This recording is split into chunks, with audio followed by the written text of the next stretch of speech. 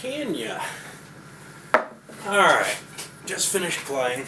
Now this has been, like I alluded to in the intro, a long time game of mine. And I had a lot of fun early on, and still do.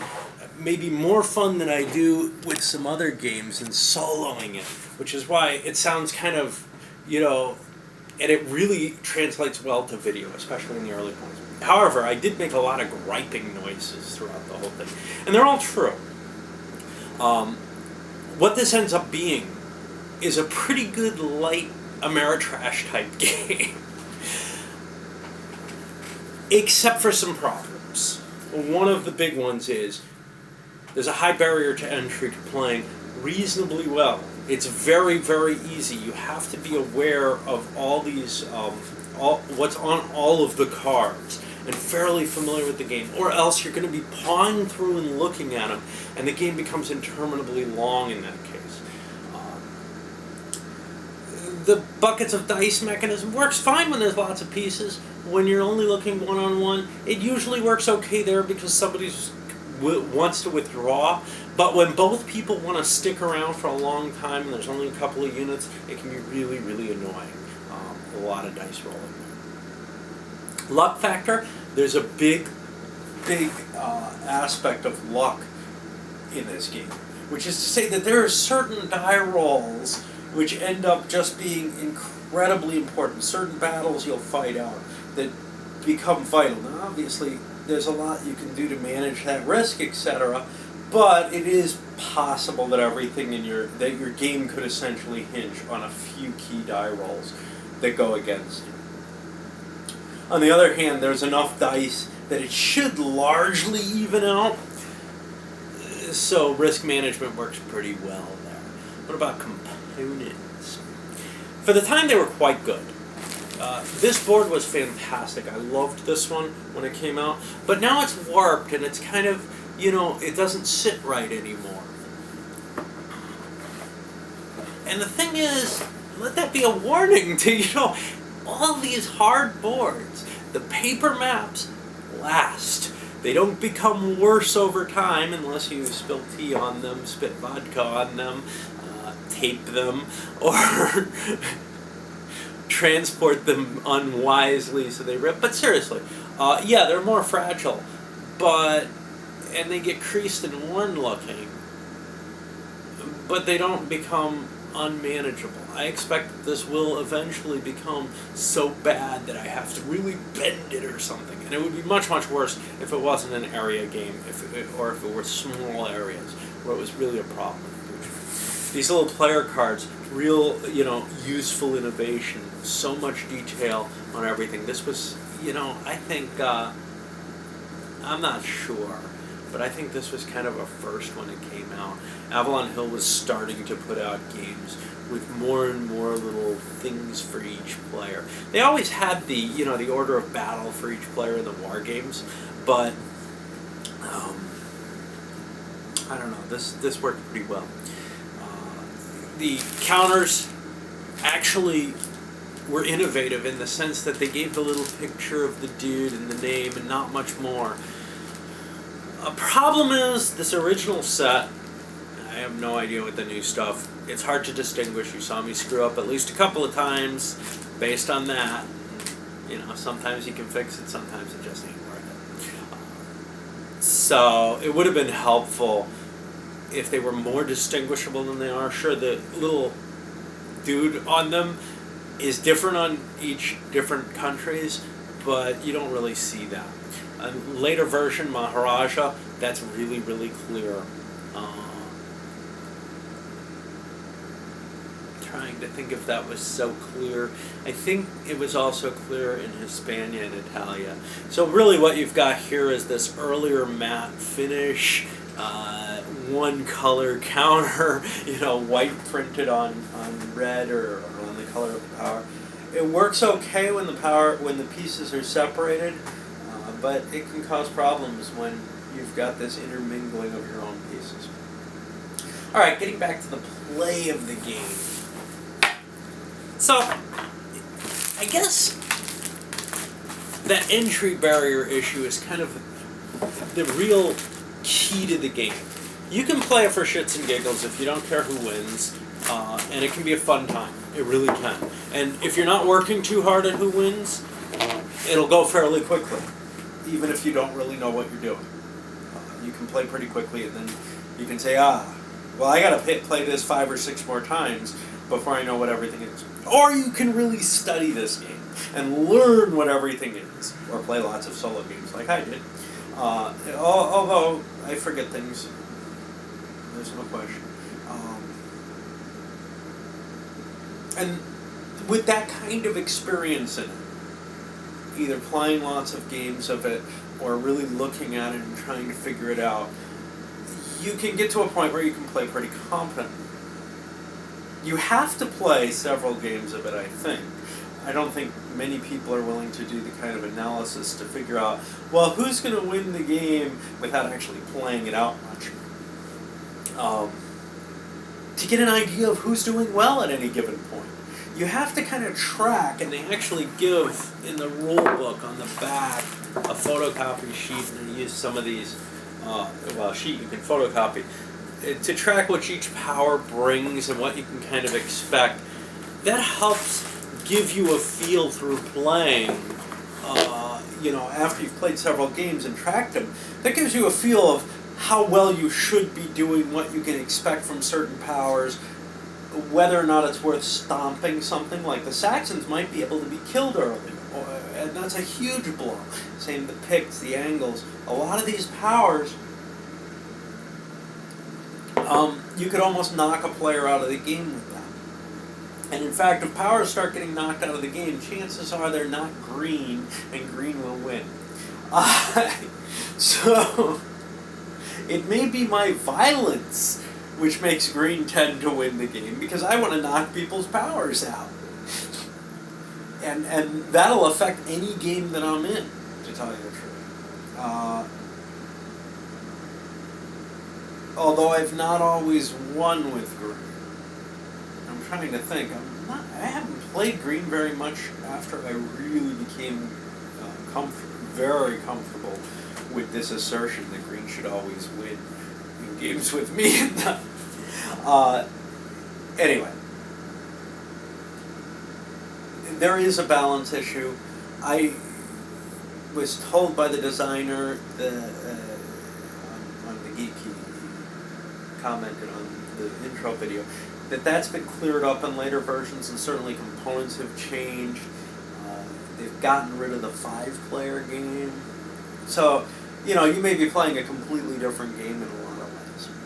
This game was interesting enough to people, like, say, XX is or whatever, that a number of derivative designs came off. First of all, there are ones that, sort of a very clear, hey, we are Britannia, but we changed stuff. Things like Hispania, Italia, Maharaja.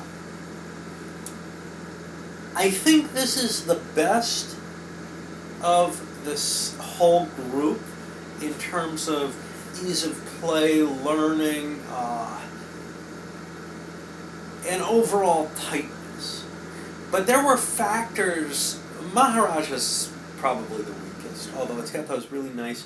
So they took the step of these counters and put a colored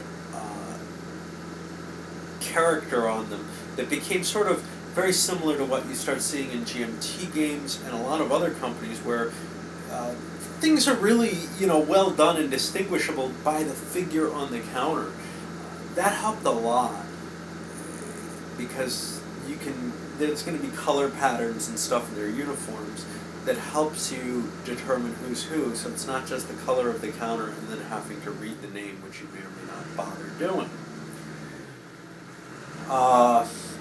So that was a big enhancement for that, and all the other games do come in full color, and I assume the new version of Britannia does as well, which has to be a big bonus. Some of them, Hispania maybe is the only one that comes to mind, allow for a bidding per power option. I find that very interesting. I don't find that it works terribly well in Hispania, but it takes away some of the, okay, I've got to know where you are. They give an expected point value and stuff like that. One of the problems is that expected point value delimits how many points you can bid, and the freebie cost that goes over to you. Like if nobody wants it, you get it for 5 points less than the expected value. Well, those expected values are bullshit in that game. So that's kind of the thing. If Britannia came with an expected value that was trustworthy, or if Hispania did, that would actually solve either of the problems, either the bidding or the balance between the powers, because you would have an idea of where someone should be on a certain turn. The problem is the game is very, very flexible. There's a lot. That's not a problem, but it is when you don't know how well someone's doing. So you can't chart and say this power should be at this point at this time.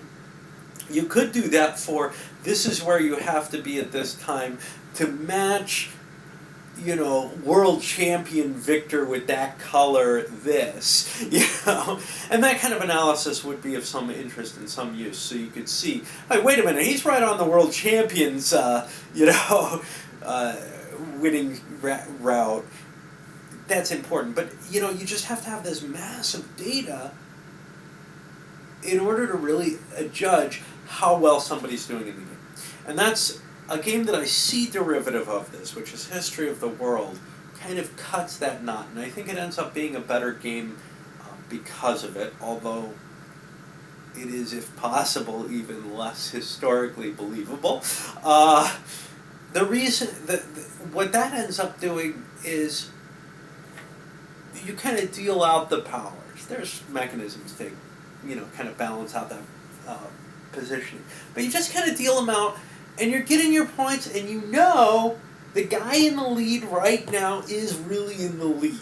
You don't know that in Britannia because, see, in History of the World, you could end up getting another power that, changes that whole situation, but anybody could. In Britannia, you've got to know, hey, the Danes are worth a lot of points if we do things wrong here, but they're just a moderately strong power if we really stomp them, if we can hold them off at the coast.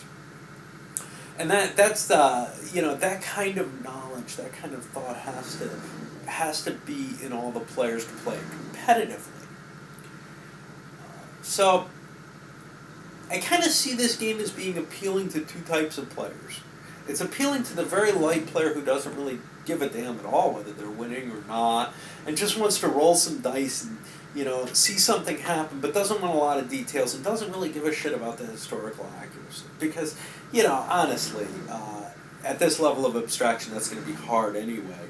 And then we jump down into this detail that makes it sort of look like the 1066 landing, and then the consolidation of power, but it doesn't play out that way, and it doesn't feel that way at all.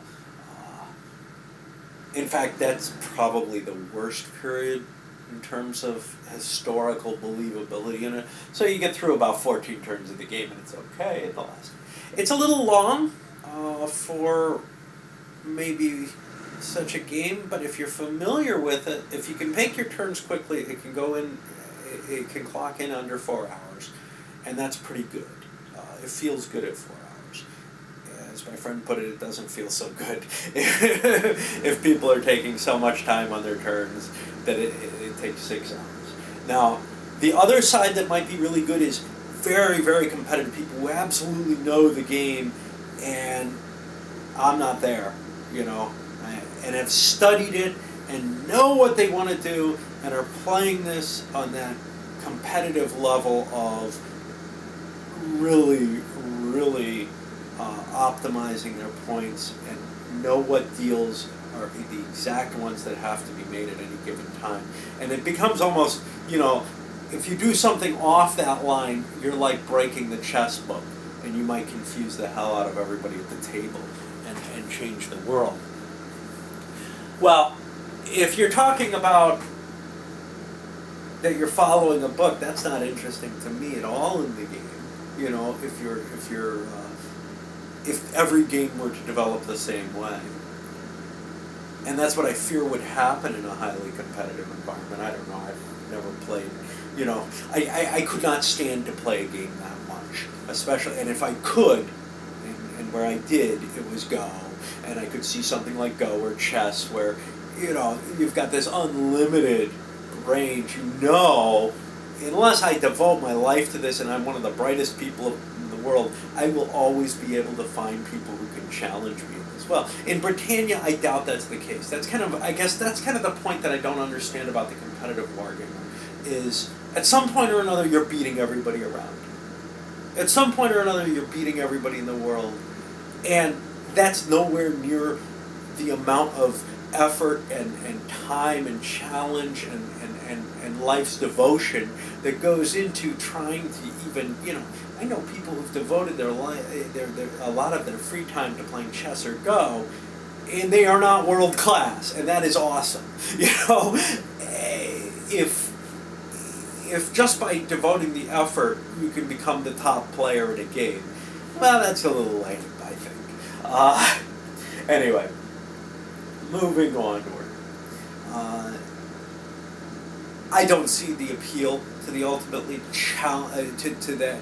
I just don't see the kind of player who does that kind of thing. So it's hard for me to get in touch with that. But I could see people, if people wanted to play this and they wanted to play it ultimately competitively, I think it's as good as any other multiplayer game would be for that.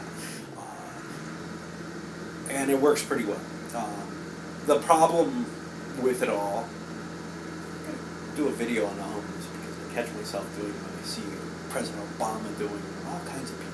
I think we're getting stupider. See, there I go again. People used to be used to talking. That's the difference. Overall, I've had fun with this game. I think that many people would. The objection was brought up that it's too scripted,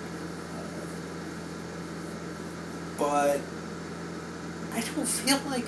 I feel like you're scripted in terms of what your goals are with each power, and they seem kind of arbitrary. But the game itself can develop very, very differently depending on the players and how they interact and how they perceive who's winning. So you've got a lot of games in here, a lot of different, developments of the situation than I think you would in a truly scripted game. Anyway, I've certainly had my fun with this game over time. I don't respect it terribly much, but I think I've enjoyed it more than any of its derivatives. However, Hispania has spent a while, like almost every AWE game that I play, it spent some time kind of captivating me. And it was the one that I was going back to again and again for a while. Italia's new for me. Maharaja I didn't own. I played it long, long ago. But this one certainly got the most playtime and most wear. Things like History of the World, I'll talk about that more when I get to it. But it does not. It doesn't provide the same kind of appearance. You're not playing a country again and again. You play a country once and you leave it on the board. It's like Vinci. In fact, it's the stepping stone from Britannia to Vinci, basically. All right. That's all I got to say about this.